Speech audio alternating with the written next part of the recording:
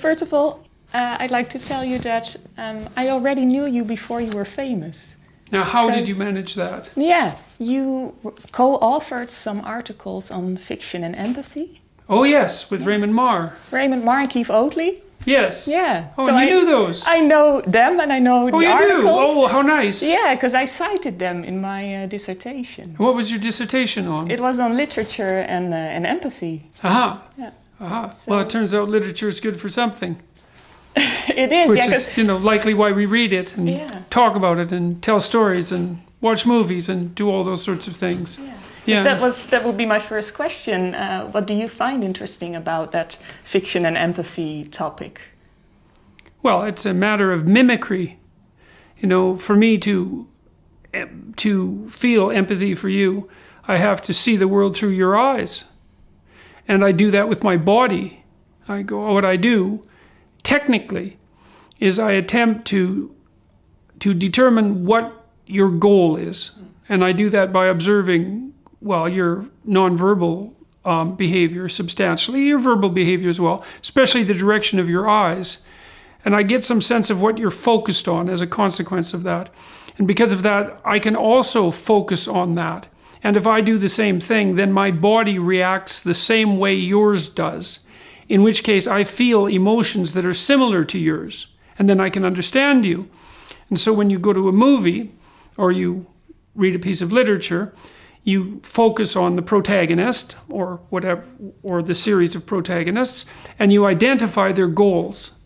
And by identifying their goals, you can place yourself in the same state of mind that they are. And then you can embody their emotions. It's not a cognitive process. It's an embodied process. And then you can read off your emotions and infer what they might be thinking.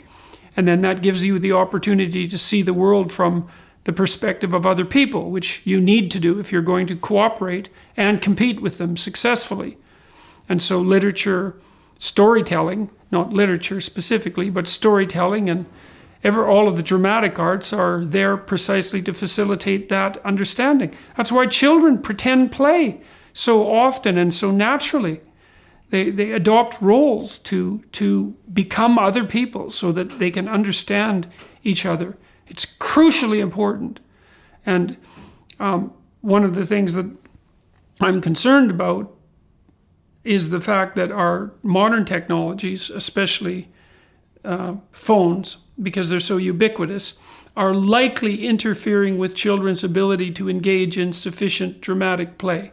And because of that, it's destabilizing their identities. I often wonder if these adolescents who are having gender role confusion, and say, let's call it identity confusion in general, are doing something like delayed pretend play because they didn't get it when they were young.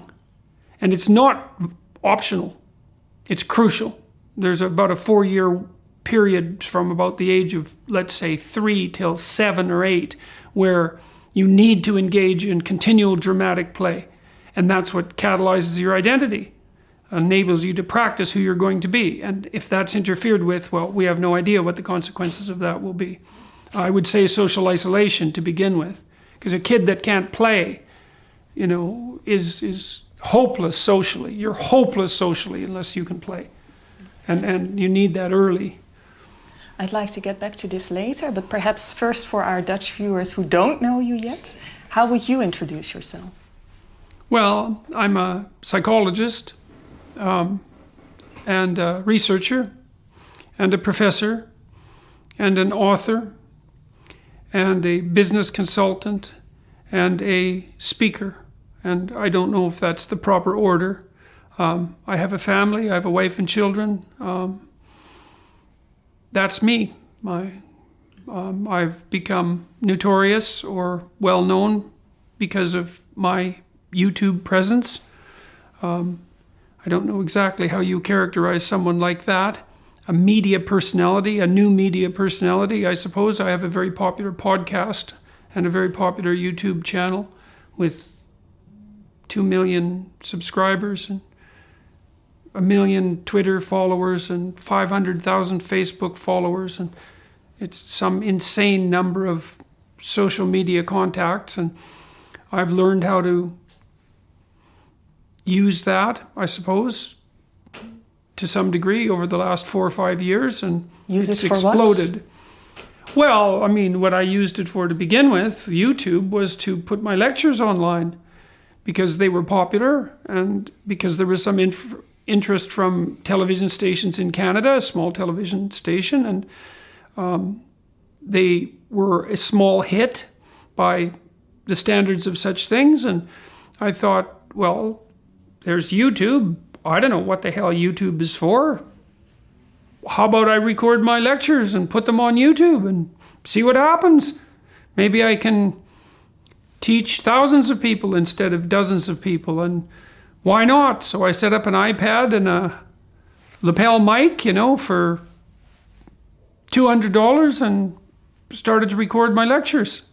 And they became very popular even before all the political scandal enveloped me. And then, well, in 2016, I objected to legislation that was brought in by the Canadian federal government, had already been brought in by the provincial governments, mandating certain forms of, not only certain forms of speech, but certain forms of conceptualization about what constitutes sex and gender. And I felt that it was unconscionable. There was no scientific justification for it. There's no logical justification for it. It's a completely incoherent doctrine and policy. I think it's dangerous beyond belief. I think it's an incredible intrusion on free speech. I know that the legislation is unprecedented in British common law history. And I also know that in the United States, the Supreme Court in 1942, I believe, expressly forbade precisely what the Canadian federal government did in 2016. And so, because I objected to that, I got myself in a tremendous amount of political trouble because people assumed that I was bigoted against trans people and racist and homophobic and all the other things that you're tarred and feathered with if you dare to have an opinion that varies from the noisy virtue signaling minority. And after that, I think partly because I already had 300 YouTube videos up, things just exploded around me. And also I published a book in January of 2018, which added to the 2018? Yes, 2018, which it added to the general racket, let's say. And I found myself in a very strange position, traveling the world, I've traveled to 160 cities in the last year and spoken to about 350,000 people about personal responsibility and the meaning that is to be found in not in rights, but in responsibility. And no one seems to be talking about that for reasons I don't understand. And so people are starving to hear that, also for reasons I don't understand. So that's the situation now. And it's a very odd life. Although my name is not, I would say, particularly positive among certain elements of the press. I'm accused of all sorts of things that have absolutely nothing to do with what I believe. But my normal life, such as it is continually punctuated by encounters with people on the street, dozens a day if I go outside, of people who tell me that they've watched my videos, they listen to my podcasts, they read my book, they were in desperate straits 6 months ago, they're doing much better. And so they're thankful about that and help and pleased that someone is offering them an encouraging word. Because I actually happen to be rather positively predisposed to people. And I think that's rare because in our culture we believe that we're something like a cancer on the planet, and that our activity is unconscionably destructive, and that the best thing we could do is to cease having children and make ourselves scarce. And I think that that's a viewpoint that's cruel and vicious and resentful and appalling. And I buy none of it. We do the best we can under very difficult circumstances, and we're only barely waking up to our planetary responsibilities and not doing such a bad job for people who've only figured it out 50 years ago. So I'm trying to offer people some encouragement for their trouble. And they seem in staggeringly desperate need of that.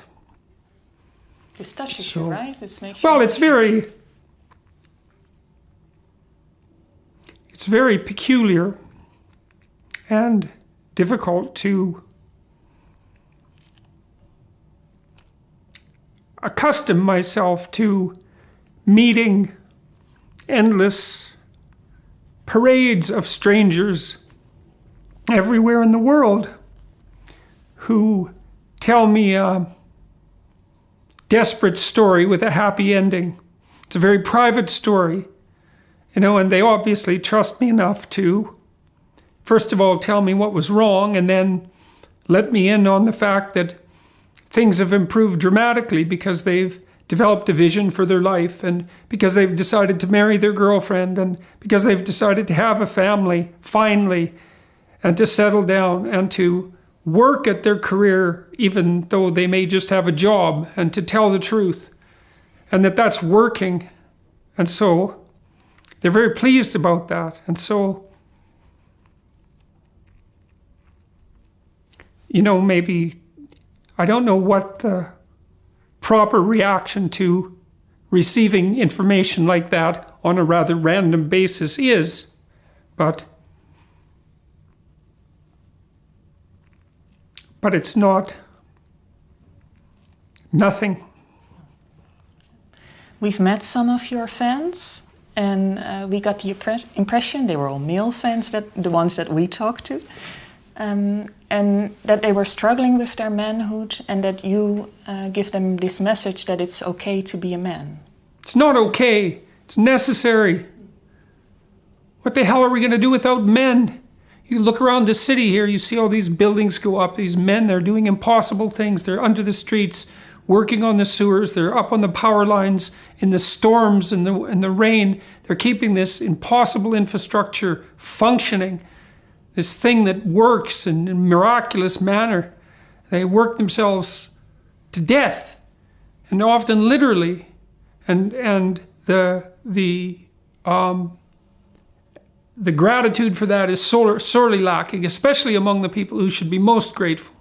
You see university professors, especially of the social justice bent, who are among the most protected and privileged people that the world has ever produced. They take everything they have for granted, failing to understand entirely that there's a massive infrastructure of unbelievably hardworking, solidly laboring, working class men breaking themselves in half on a regular basis, making sure that everything that always breaks works.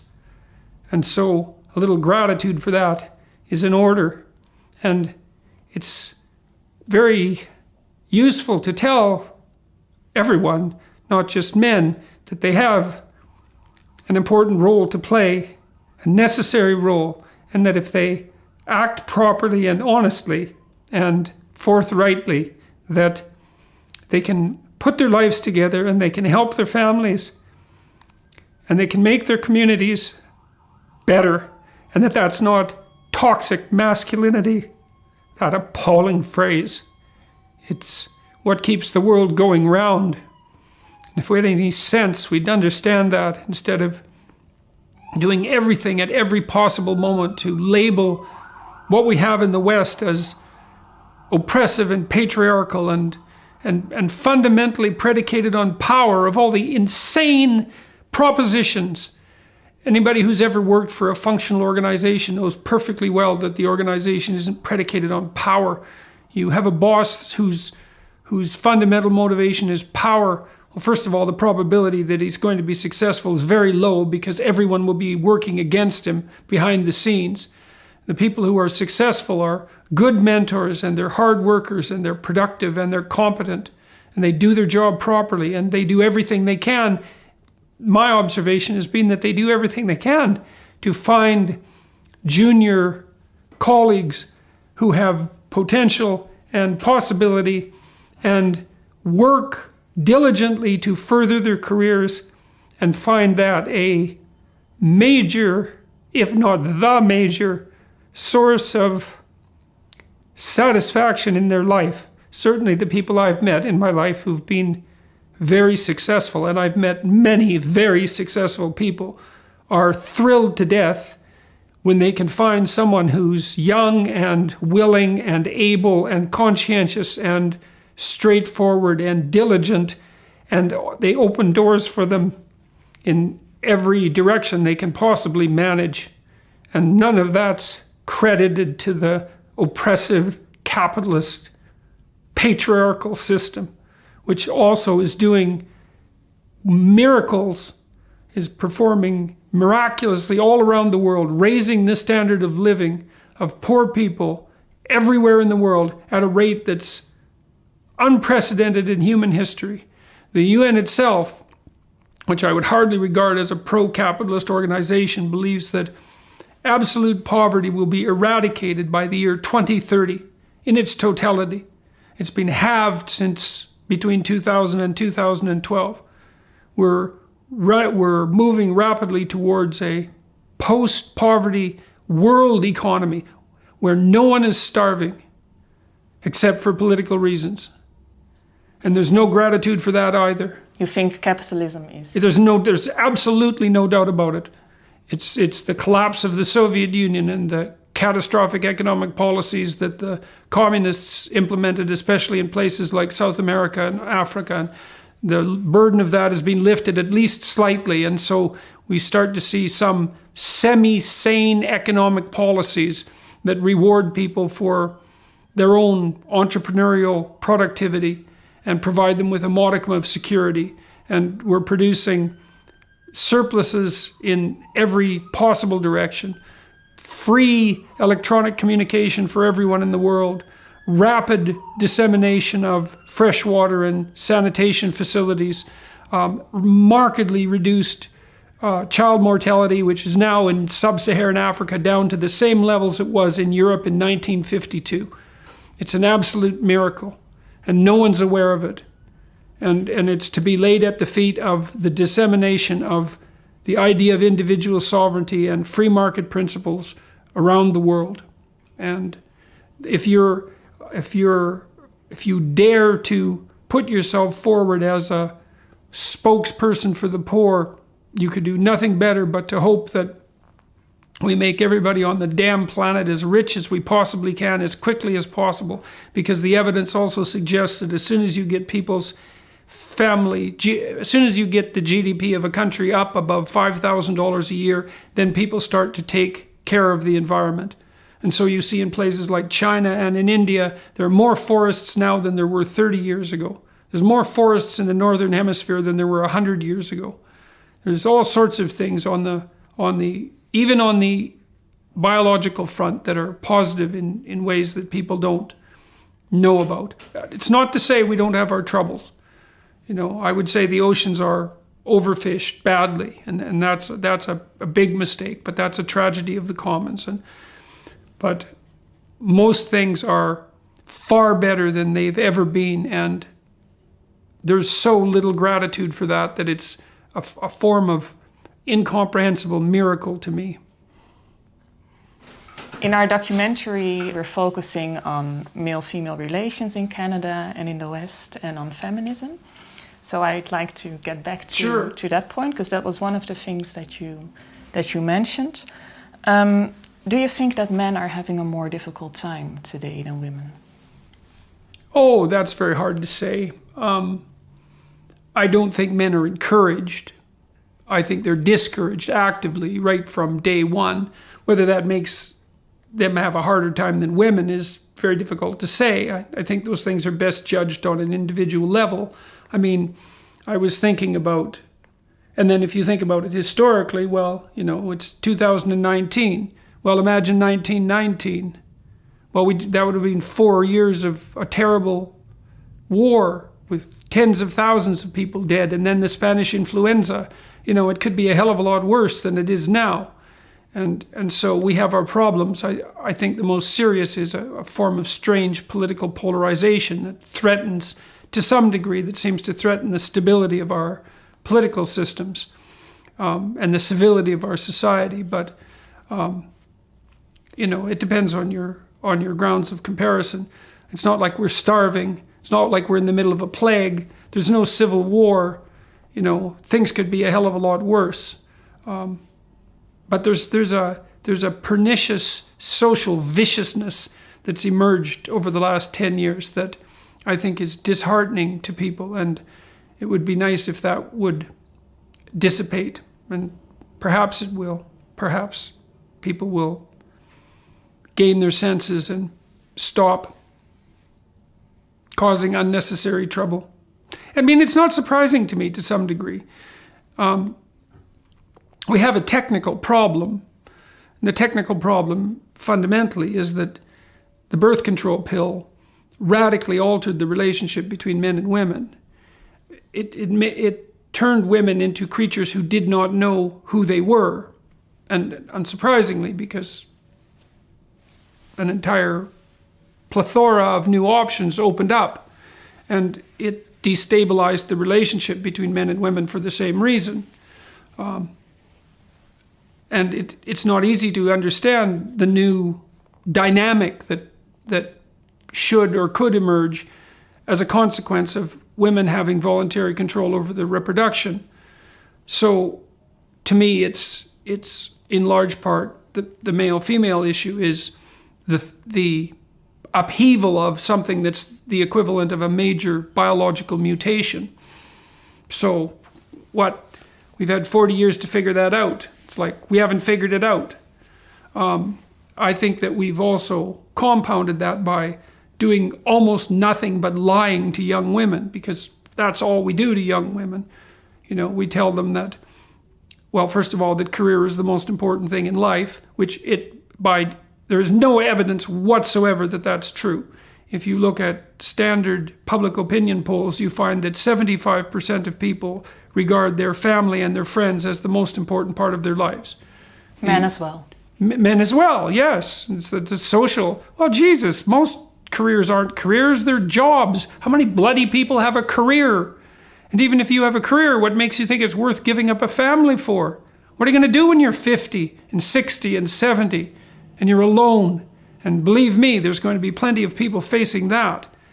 And, so it's no solution. And to tell young women that their fundamental orientation in life is going to be a career is a complete lie. It's not only not true conceptually, because that isn't how people are oriented, but it's untrue demographically, because what happens to the vast majority of women, even professional women, is that when they hit their 30s, their early 30s, they cut back radically on their career commitments and start to focus on having a family. And no bloody wonder, because, well, you better get at it. That's the first thing, because 30's pushing it. And second, well, what makes you think that your job is so all-consuming and meaningful? You mostly get paid to do things that you don't want to do, which is why you get paid for them. There's this tiny fraction of people who have hyper-interesting creative careers, and they're a tremendously tiny proportion of the population. And even those people, it isn't obvious to me, have lives that are better served by their extraordinary careers than they would be served by normative family arrangements. And you need people, you need an intimate partner, you need children and grandchildren. These aren't optional. And to tell young women that that's part of the propaganda of the oppressive patriarchy is, you could hardly do them a more cruel disservice. And they all discover that when they're 30. You know, it's why the law firms lose all their women in their 30s. They all go and take part-time jobs or work 9 to 5. They're not interested in the C-suite. Do you know how goddamn hard you have to work to be a C-suite executive? It's 80 hours a week.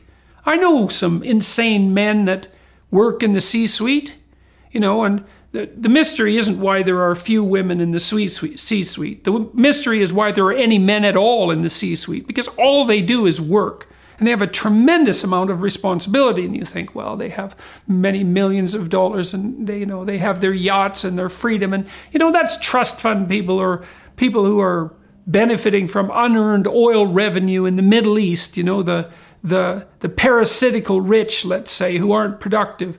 But most of the people who occupy themselves in business have thousands of employees that they're responsible for and unbelievably heavy responsibilities.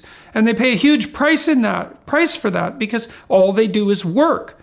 Now, some men in particular, and some women, but a fewer proportion of women, some men are wired like that. And wherever you put them, they're going to work 80 hours a week because they're hyper-conscientious and it's in their nature. But I wouldn't necessarily recommend it as a recipe for a balanced life, even though the rest of us might be reasonably pleased that there are at least some people who are willing to do that. But to think of that as a target for ambition it's just not realistic for the vast majority of people. Who wants that? Why would you want to work 80 hours a week? It's exactly what, I know this. I worked with female lawyers for a decade, high-performing female lawyers. And all of them woke up at 29 or 30 once they'd made partner and thought, what the hell am I doing? I'm working constantly. I mean, the salaries were very good. The level of income was very high, but they were usually married to men who also had very good incomes because those two things tend to correlate very highly. Women generally marry men who have incomes who are higher than theirs. They're thinking, well, how about if I have a life? Which is a perfectly reasonable question. And so, but a lot of it's confusion.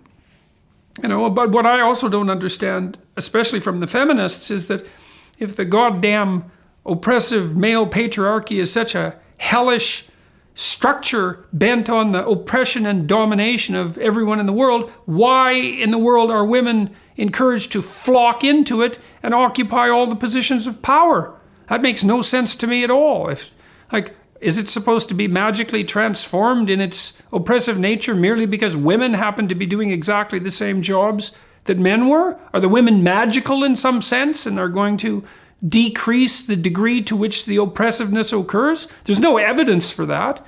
That women who have male bosses are happier on average than women who have female bosses. The data, the psychological data on that are quite clear. So there's no evidence that women run more compassionate or efficient organizations than men. And I don't know why you would expect them to, because men and women are more the same than they are different, even though the differences aren't trivial.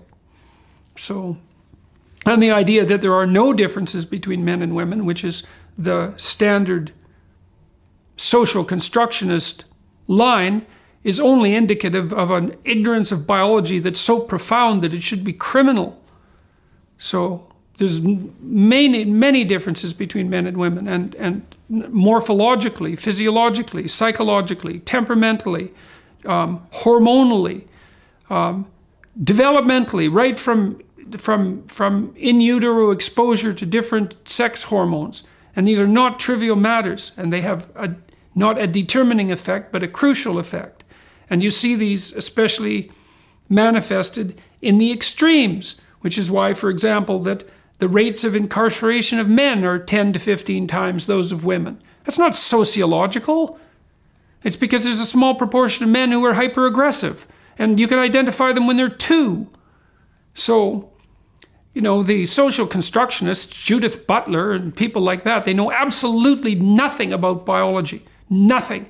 And their ignorance of biology is so profound that they don't even think that they need to know anything about biology because it's not real. It's all a social construct.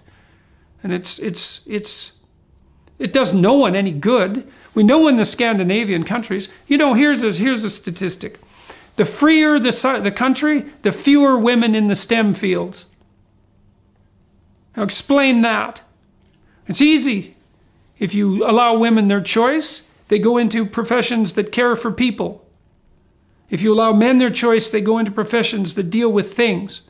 And the freer the society, the more that happens. And so the Scandinavians are in this strange position where they've maximally freed their sexes by introducing socially egalitarian legislation. And one of the fundamental consequences is that the differences between men and women in Scandinavia are bigger than they are anywhere else in the world, both in terms of occupational choice and personality. And the Scandinavians have no idea what to do about that. It was a shock to everyone, including the psychologists who discovered it. But what are we going to do? We're going to force little boys and little girls to be exactly the same? We're going to set up a huge bureaucracy to start to hyper-socialize them when they're tiny so that they become identical in every way by the time they're adults? You really think that's going to work? You have to be arrogant beyond conception and cruel to think that such a policy would be either viable or reasonably implemented. Jordan, you're touching on a lot of things right now, and there are some things that I have some arguments for, but I'd like to separate a few things and try to get a few things clearer from you. And one of them is, it sounds when I hear you talking that you would be in favor for a more traditional gender role division. Is that true? Well, no, not necessarily, but I'm certainly in favor of a more traditional familial structure. It's like, have some damn kids. What are you going to do with your life? What's the difference between a more traditional familiar structure and a more traditional gender role division? Well, perhaps we can set it up so that men have the opportunity to spend more time with their kids. Now exactly how we're going to do that isn't obvious, because it seems to me that men are not well equipped to take care of infants under a year old. I don't see that they're good at that at all. That's been my experience and my observation. And your own experience? Well, no, my observation as well. But men get better at it as the children get older, and they're perfectly capable of establishing extremely tight relationships with their kids, especially, I think, after they're old enough to start to engage in rough and tumble play, which starts to happen really after about 9 months. The men can really start to step in.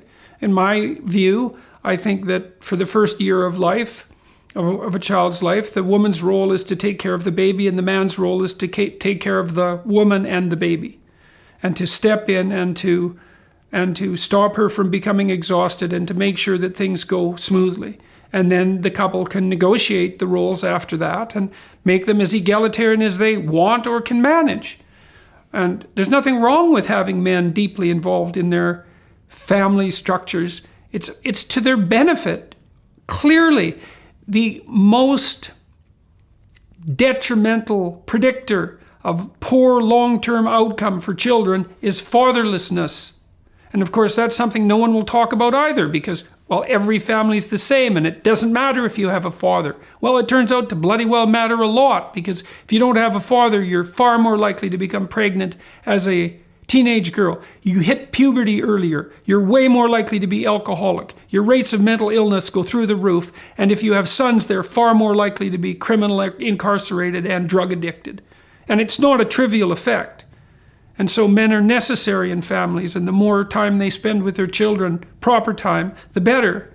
And so that's not exactly traditional. I'm not suggesting that women stay home with the babies constantly and have 10 of them while the men go off to work like they did 40 years ago, or say 60 years ago. There's more intelligent ways of organizing a family, but we should get our priorities straight. And a birth rate of 1.2 or whatever it is that we have that characterizes the Western world at the moment is not. It's the sign of a very unhealthy society. It's the sign of a society that's lost the idea of the divinity of the Virgin Mother and the child. And it's not a good thing. So, and I don't see any evidence that it's improved people's qualities of life.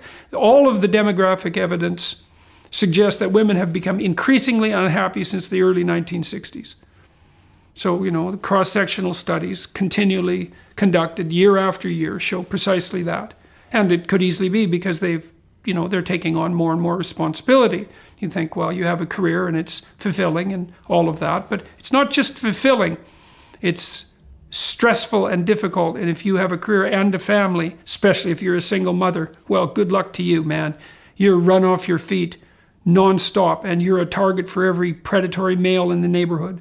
It's not a pleasant mode of existence, and it's not one I would recommend for people, even though there are many single mothers who do, heroic work, doing the best they can for their families, but they're completely overwhelmed.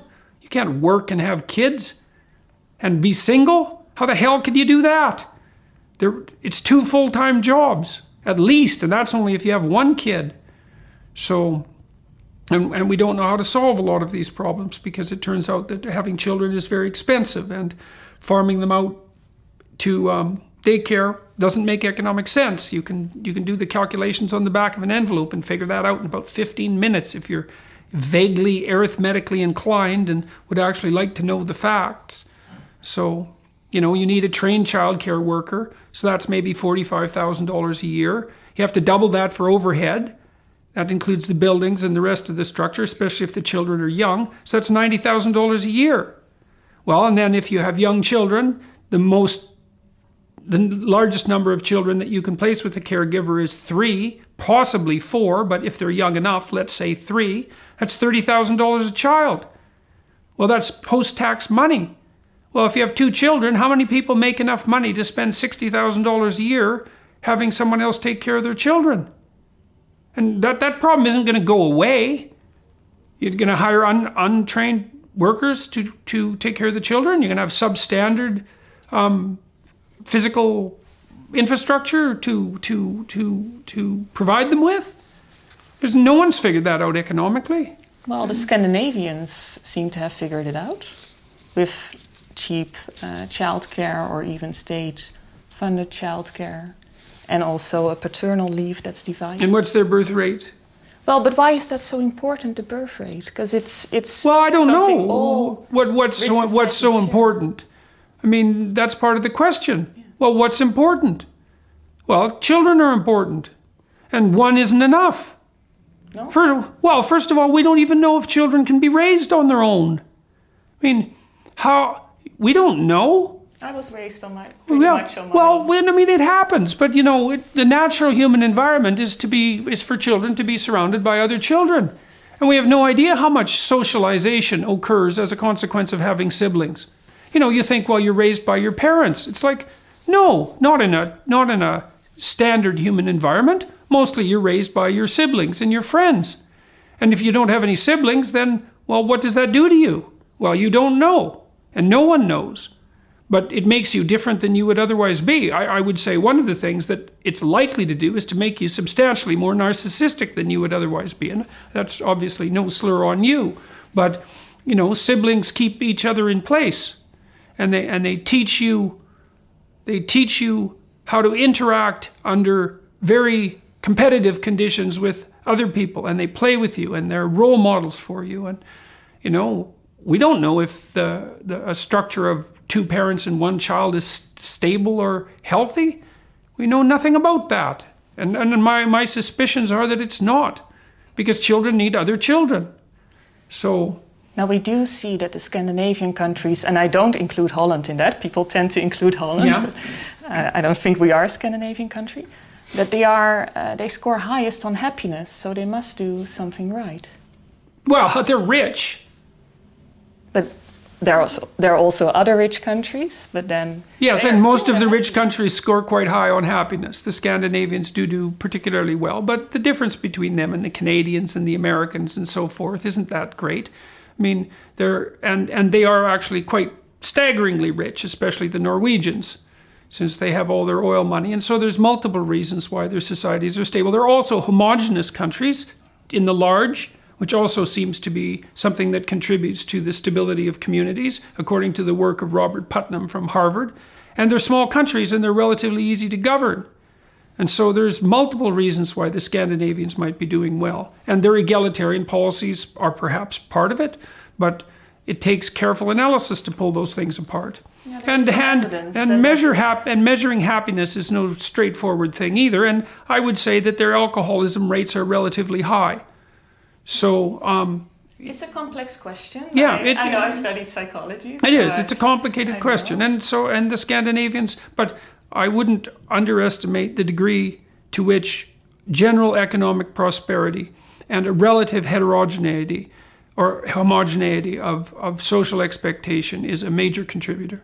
But I'm just trying to find out, do you or do you not think that gender equality is also something that leads to happiness, that makes couples happier? Well, it depends on what you mean by equality. Well, You know, if you mean, well, the equality is a very complicated word because people use it to signify equality of outcome, which I think is absolutely an appalling concept, or they use it to signify equality of opportunity. And equality of opportunity means set your society up so those who have the talent have the untrammeled ability to express it. Well, great. Anyone with any sense, even if they were greedy, would agree with that. I mean, if you're talented, let's say you're a great musician. Well, I'd just as soon you had the chance to show that because maybe I could listen to your music. You know, you have to be a fool not to be in favor of equality of opportunity. Talent is in short supply, and we need to encourage it wherever we can possibly discover it, independent of race, creed, and color, and gender, and all of those things, sex. And so people shouldn't hide their light under a bushel. We've known that forever. But then to equate that with equality of outcome and to say that, well, because there are differences in, let's say, the sex representation by sex at different strata of different organizations, that's a consequence of some sort of fundamental sociological oppression is an entirely different argument, as well as being different than the argument that all of the outcomes should in fact be the same if the society was equal, because there's no evidence that men and women given free choice will choose the same outcomes. And why would they? I mean, look, here's a question. Diversity, inclusivity, equity, the triumvirate, right? The modern triumvirate. Equity is equality of outcome. Okay, let's talk about diversity. Are people different or not? Well, if they're diverse and diversity is worth pursuing, then people are different. Or they're not. It's one or the other. So if they're diverse, they're different. Well, if they're different, if you let them manifest their diversity, you're not going to get equality of outcome. It's so incoherent that it defies comprehension. It's like if people were the same, well, then you get equality of outcome. And if they were the same, then you wouldn't have to worry about diversity. But if they're different, importantly different, culturally or biologically, whatever the reasons you happen to come up with, and you leave them be, they're going to pursue their individual, idiosyncratic, diverse interests, and that's going to produce an entire plethora of unequal outcomes. And in fact, we mostly work for unequal outcomes. You know, I mean, you have a career, you picked a specific career. You don't expect to be absolutely equal with everyone else on every single parameter because you specialized in something and you're hoping that you can develop some expertise that ratchets you up a competence hierarchy so that you're good for something and so that you have some opportunities. And that's all associated with unequal outcomes as well. And there's supposed to be something bad about that? It's like it's what we're striving for. It doesn't mean that people are happy when they walk down the street and see a homeless person lying there, you know, half frozen to death and alcoholic in their sleeping bag. No one wants that. But those problems are very difficult to solve. You think, well, it's an economic problem. It's like, not usually. It's usually a mental illness problem, or it's an addiction problem, or most commonly, it's an alcoholism problem. And throwing money at that is not going to help. So, you know, we have these hyper simplified solutions for problems that are so complex that fools leap in where angels fear to tread. And we associate poverty with lack of money. And that's both the conservatives and the liberals do that. And it's the height of hyper simplification because people's problems are far more complicated than their mere economic difficulties. It would be lovely. I was thinking about this the other day when I was writing. It's like, It would be lovely to believe that the 1%, who control the world's resources are somehow protected in some fundamental way against the catastrophes and tragedies of existence. But they're not. You meet people who are well off, They have a buffer. It's better than to be poverty-stricken. It's certainly better than to be homeless. But the relationship between happiness and income comes to a halt at about middle-class level. And I don't care how much money you have, you're still going to get Alzheimer's disease. You're still going to get cancer. The people that you love are still going to die. You're still going to fight with your children. You're still going to divorce your spouse. I mean, you're not protected nearly as well by your money as everybody would like to hope. And that's actually rather sad, because wouldn't it be lovely if we could have 1% of the population who are actually in a glass bubble protected from the catastrophes of life, and at least other people could strive for that. But it's nowhere near that simple. Now again, we have to separate a few things, because I'm going to get some water. Because every time you're touching upon a lot of different things, so it's also difficult for me to choose what I'm reacting to. No problem. So I heard you say this before, that when you were confronted with several facts of women being oppressed in the past, that you say, well, that's an awful story to tell young men. This really gets to you. Why is that so? Everybody's bloody oppressed in the past. Jesus, human history is a complete catastrophic nightmare. The more you read it, the more horrified you become. It's like the vast majority of people killed in wars are men. The vast majority of people who are killed in dangerous jobs are men. It's not like either of us had an easy time. I mean, the huge problem for women prior to the 20th century was death in childbirth. At least we got that under control. And you could say, well, women didn't have all the rights that men had for quite a substantial amount of time, but it wasn't like most men had rights. Christ, what percentage of Eastern Europeans were serfs until 1850? The vast majority of people in the feudal ages were essentially slaves. The men didn't have any rights. Most men didn't get the vote until very late. And, women got it afterwards, but not that many decades afterwards. And to construe the history of the human race as the pervasive oppression of women by men it's a story invented by women who have never had a satisfactory relationship with a single man in their entire life. Not a brother, not a father, not a husband, not a son, nothing. Because if they had a satisfactory relationship, they would not be driving that narrative forward. You really do believe that? I absolutely. Why would I not believe it? What's the counter evidence? Well, the counter evidence are all those facts that women used to have less rights, like... Yeah, but you're looking at tiny periods of history. Tiny. Of course, for the vast majority of human history, most people were slaves. Men and women. There were very few free people. And then in the West, since the Enlightenment, a small and increasingly large percentage of men started to develop a certain amount of freedom. And that spread very rapidly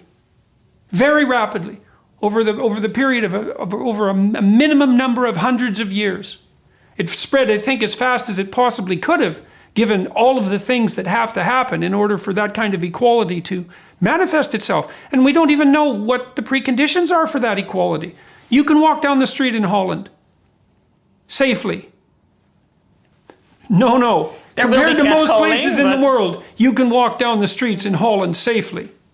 Most of the places in the world, you can't walk down the streets safely. Well, how long does it take to establish a society that's civilized and sophisticated enough so that one of the primary hallmarks of your freedom would be the ability merely to walk somewhere unaccompanied? You say we should be thankful. Women should be thankful. I didn't say women should be thankful. I said people should be thankful that we've managed these things and that we freed so many people in such a short time. The social constructionists, their view of history is 300 years long, if that. Usually it's more like a decade.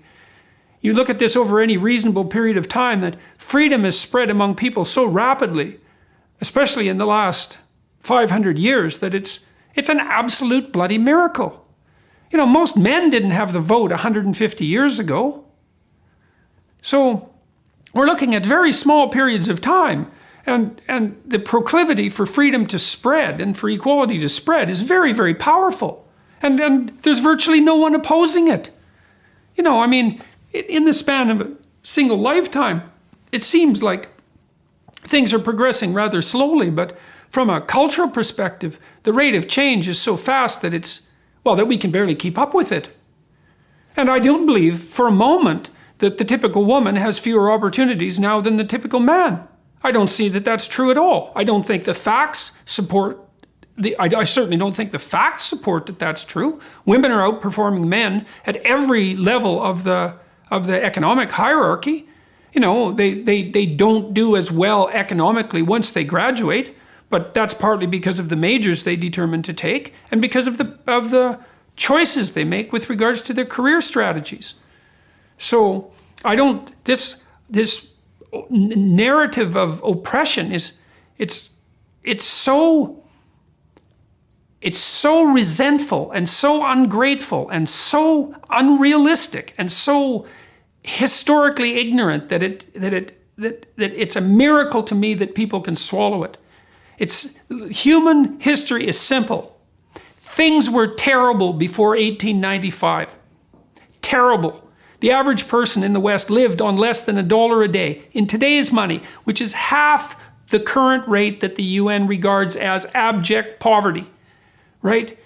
You were going to be pregnant from the time you were 14 till the time you were 30. And the chances are that you were going to live through that was like 0.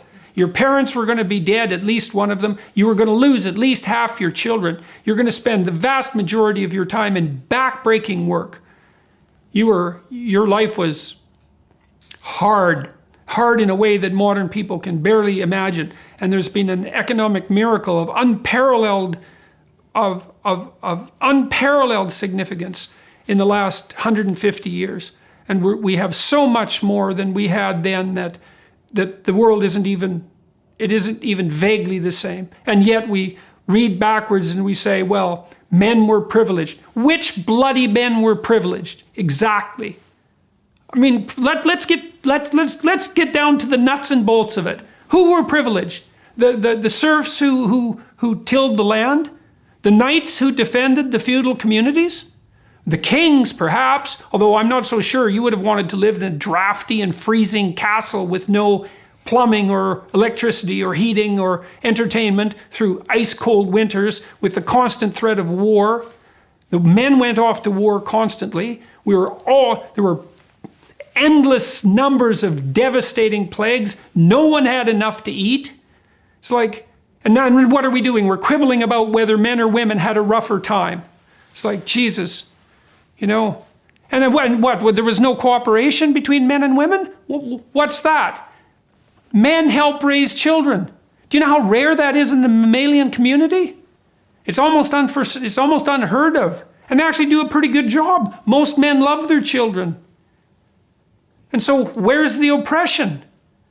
Some temporary imbalance in rights. As the idea that universal human suffrage was an appropriate idea slowly manifested itself from about 1500 onward, eradicating slavery, bringing in universal suffrage over a very short period of time. 5 100-year-old men. That's the span of time we're talking about. And now we have this narrative that men were fundamentally oppressing women since the beginning of time. It's like, here's a question for you. Answer this. Marriage is a patriarchal institution. That goes along with the patriarchal oppression narrative. Okay, fine. Why do rich women marry? Because they're the only ones that do. Because marriage is now a privilege reserved for the rich. And if you're married, you're much less likely to separate. You're much more likely to have a stable family. You're much more likely to have a stable income, especially if you're a woman. If you fall down the economic chain, you have a series of short-term relationships, most of them involving people living together. You're much more likely to separate. You're much more likely to end up alone. And so if marriage is a patriarchal institution, then why are the rich engaging in it? Okay, let me, because we don't have a lot of time, I can't really pursue this further. I would like to, because I could, of course, go into the fact that right now it's not a patriarchal institution anymore because women do have equal rights, and in the past women used to get fired when they got married and all of this sort of stuff, but I'm not going to go into that because we need to shift to another topic. Because what we're also looking at here... well, that mostly happened in the 1950s. That wasn't even true for most of the 20th century. All right, but let's not go into that further. Because we're looking at how it could be that Canada has had 2 incidents of anti-feminist violence. The attack at the Polytechnique College and the Toronto van attack, of course. Yes. So you lived in Montreal, and I was wondering if you, when you first heard about the Montreal massacre, how was that for you? Well, there's no shortage of insane and resentful men, you know, and they strike innocence in all sorts of different ways. There's the same pathological thought processes characterize the people who shoot up elementary schools or high schools. You know, there are people who brood and dwell on their failures and their resentment and their rejection by the general social community, and often by people of the opposite sex, but often by people of the same sex, even with friendships.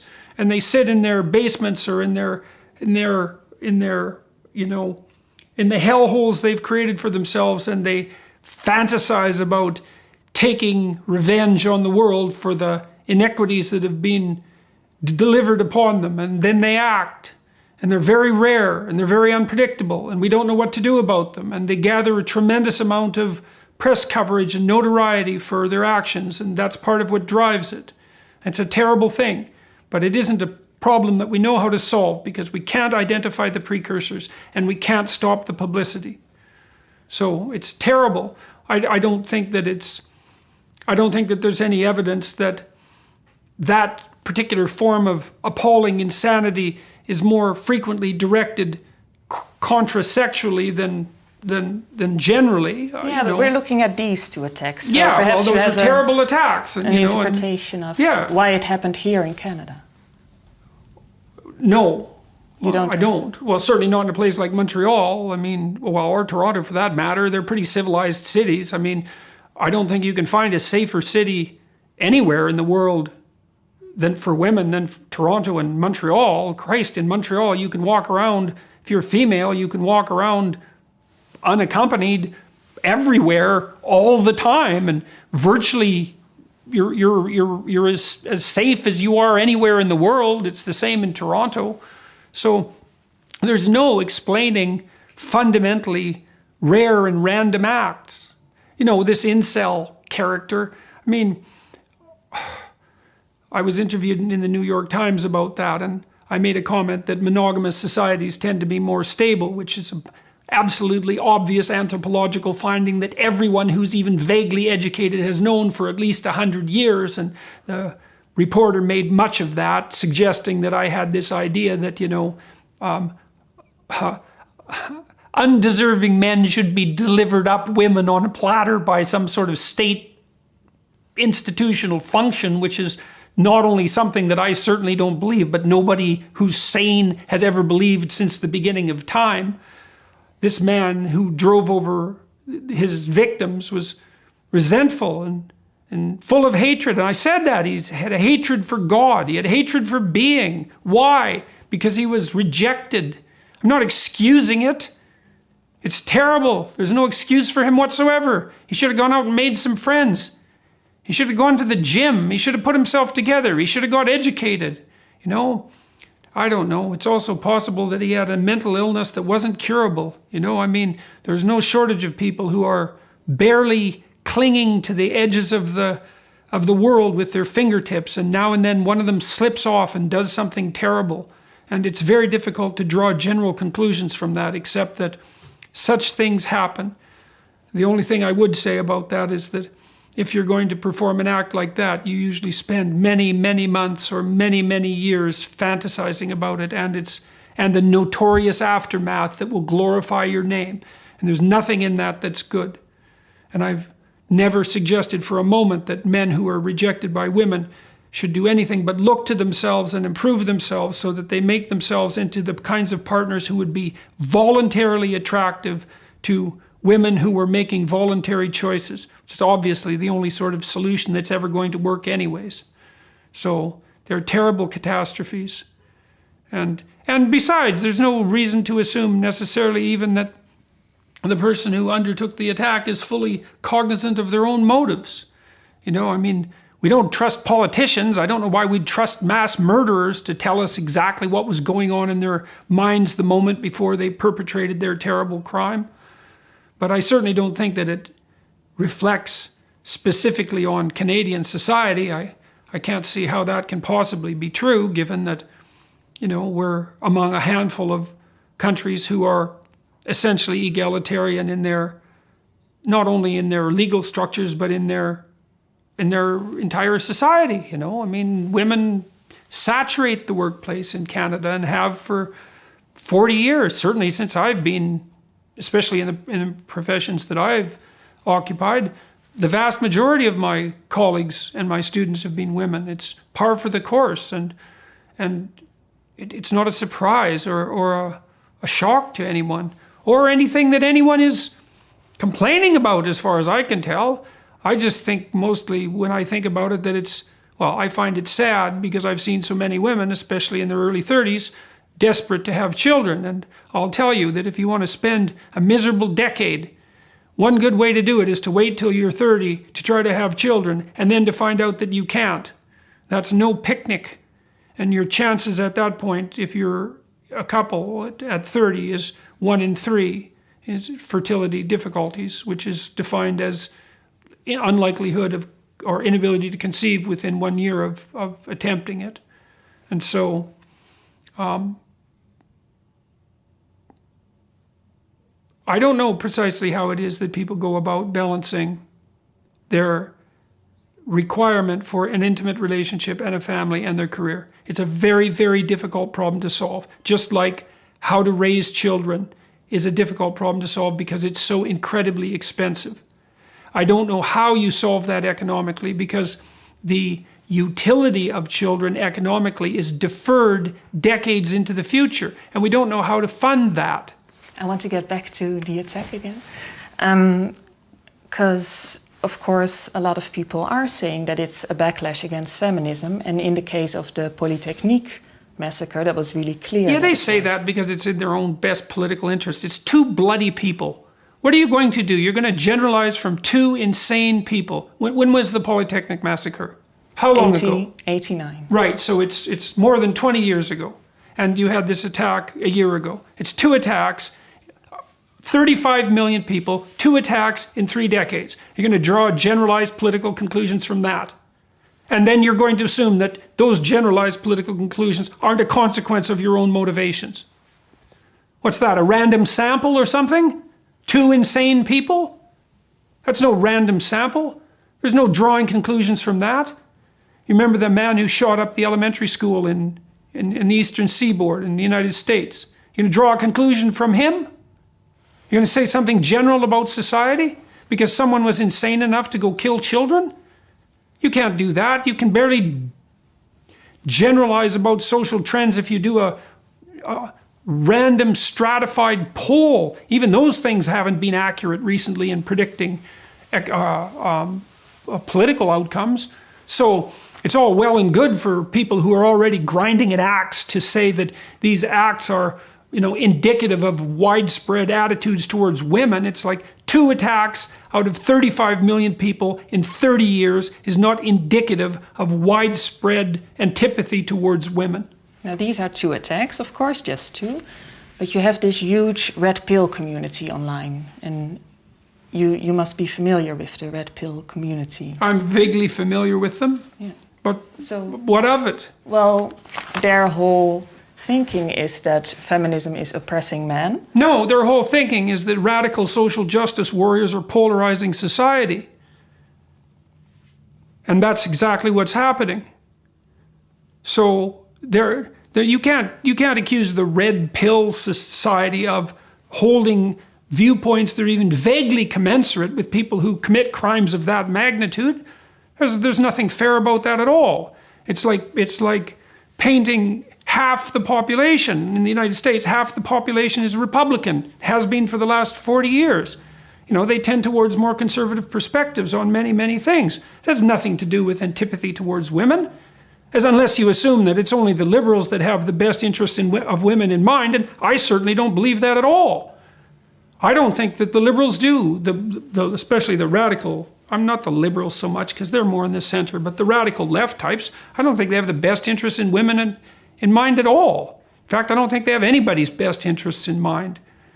And to identify a vague amalgam of loosely connected people online who discuss in a meme-like fashion being red-pilled with some generalized vicious antipathy towards women, I think there's no evidence for that at all. A tremendous amount of it is merely adolescent trolling. And mainstream media people don't understand what happens online at all. These people, there's plenty of people there who do what they do merely to distract and confuse the mainstream media types who have no idea what the culture actually constitutes. And they do it with incredible effectiveness. They play them for fools all the time. The whole Pepe thing was a perfect example of that. That right-wing conspiracy that was supposed to manifest itself in some, horrible, bloody uprising just vanished as soon as the Trump election was over. So we don't understand these internet communities, and to assume that they're somehow associated with the desire for violence against women is I think there's no evidence for that whatsoever. And certainly I don't think that's the case of the red pill community, such as it is. Most of them are people who were more left-leaning and liberal, who've converted to some degree to a more conservative perspective, mostly because the liberal center keeps moving left and leaving so many people that were once liberal behind. Most of the people who are in the IDW were liberals. Joe Rogan's a liberal as far as he's concerned. Dave Rubin's a liberal as far as he's concerned. Ben Shapiro isn't, but Shapiro's a political pundit, so you can hardly expect it from them. I never thought of myself as a conservative. I'm a social scientist, and I know perfectly well that it's dangerous to experiment on large scale with untested social policies on populations that haven't precisely agreed to the parameters of your experiment, because the probability that you have the diagnosis correct and the answer at hand is zero. Let's make this more concrete. What is it exactly that you think is so dangerous? What is it exactly that you think is so dangerous? I think the doctrine of equality of outcome is dangerous. Can you explain that? Because it forces all the individuality out of people. But it denies the individuality. Because equality of outcome, of course, is a very the assumption that, here's the assumption. If at every